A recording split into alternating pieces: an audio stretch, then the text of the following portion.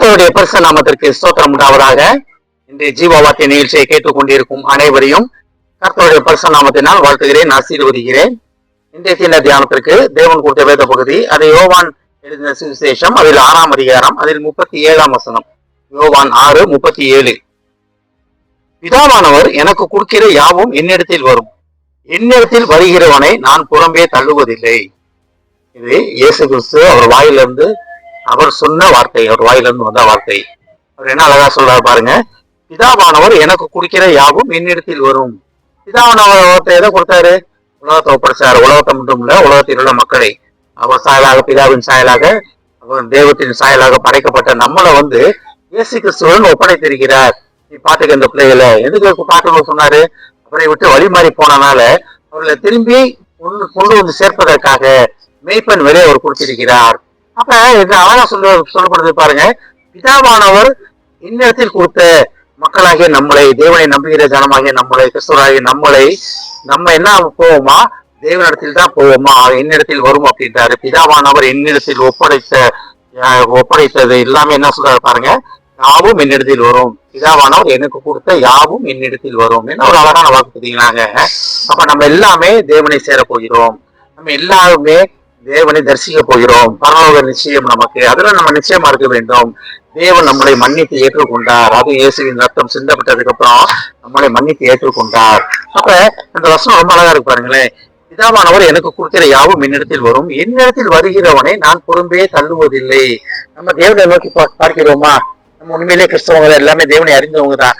ஆனாலும் தேவனை அறிந்தும் அவருடைய விருப்பத்தின்படி ஒரு சத்தத்தை கேட்காம வாழ்ந்து கொண்டிருந்தோம்னு வச்சுக்கீங்களேன், நம்ம தேவன் போகவே முடியாது, சேரவே முடியாது.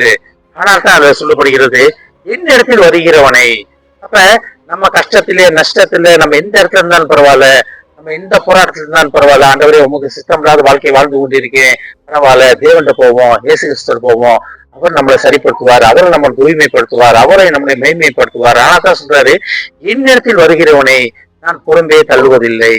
அப்ப நம்ம எந்த சூழ்நிலையில் இருந்தாலும் பரவாயில்ல, தேவன்கிட்ட வரும்பொழுது தேவன் நம்மளை புறம்பே தள்ளுகிற தேவன் கிடையாது.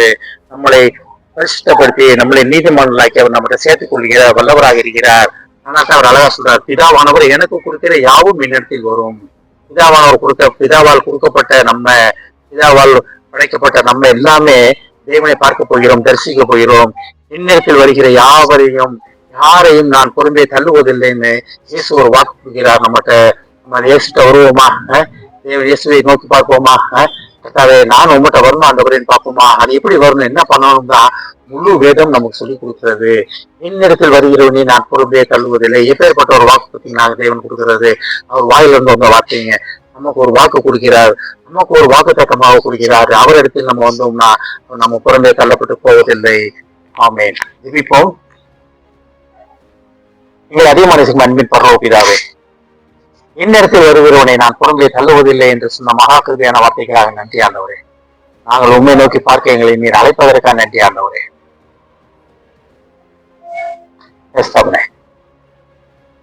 நாங்கள் உம்மிடத்தில் வர நீர் எங்களை அழைத்துக் கொண்டிருப்பதற்காக நன்றி ஆண்டவரே.